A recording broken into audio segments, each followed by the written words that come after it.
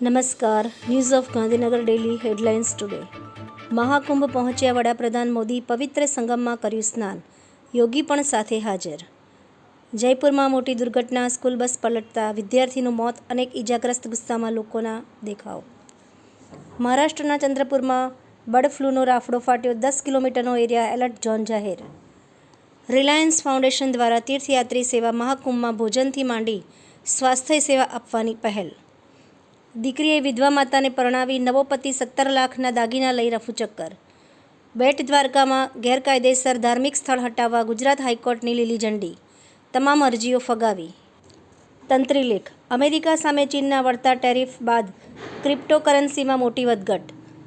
બુલેટદા તરીકે ફેમસ ભાજપના નેતા ભીખ માંગતા દેખાયા, ફોટો વાયરલ થતાં જ પક્ષમાં દોડધામ. ગુજરાત રાજ્ય ચૂંટણી આયોગ ગાંધીનગર ખાતે કંટ્રોલ રૂમ શરૂ કરવામાં આવશે. રાજ્યપાલ થવા માટે કોઈ કંકુ ચોખા ચોડવા આવ્યું હતું, વાંચવા જેવો લેખ ભરત વૈષ્ણવ. વસંત પંચમી પર મહાકુંભ, ઐતિહાસિક સ્નાન, 35 કરોડ આત્માઓ શ્રદ્ધાની યાત્રા પર, જાણવા જેવો લેખ. ઈ શ્રમ પોર્ટલ પર 30.58 કરોડથી વધુ અસંગઠિત કામદારો નોંધાયેલા. ઈ શ્રમ અસંગઠિત કામદારો માટે વન સ્ટોપ સોલ્યુશન. એનોજી સાહિત્ય સરિતા ગ્રુપ. વિષય સાહિત્ય સંગીતનું તૃતીય સ્નેહમિલન પર સર્જકોની ખૂબ જ સુંદર વિવિધ સ્વરચિત રચનાઓ. ઉત્તરડાંગ વન વિભાગના હસ્તકની સિંઘાણા રેન્જમાં 6 મહિનાથી આજ દિન સુધીમાં અલગ અલગ ઠેકાણે કટિંગ થયેલા 50થી પણ વધુ ઝાડોનું સર્વે કરી માર્કેટિંગ કરવાની તસ્દી સિંઘાણા રેન્જ દ્વારા લેવાઈ નથી. પ્રણીત મોર ઘટના પર વીર પહરિયાએ મૌન તોડ્યું. હું કોઈપણ પ્રકારની હિંસાની સખત નિંદા કરું છું. આ ઉપરાંત આગળ વધુ સમાચારમાં જોઈએ તો અમેરિકાના રાષ્ટ્રપતિ ડોનાલ્ડ ટ્રમ્પે કેનેડાથી ઇમ્પોર્ટ પર પ્રસ્તાવિત અમેરિકન ટેરિફને 30 દિવસ સુધી મોકૂફ રાખવા પર સહમતિ વ્યક્ત કરી.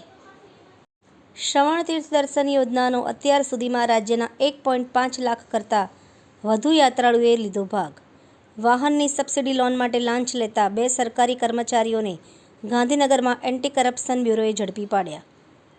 કેએસવી દ્વારા 2 દિવસીય સાવિસ્કાર સાયન્સ એન્ડ ટેકનોલોજી બુટકેમ્પ 2025નો પ્રારંભ.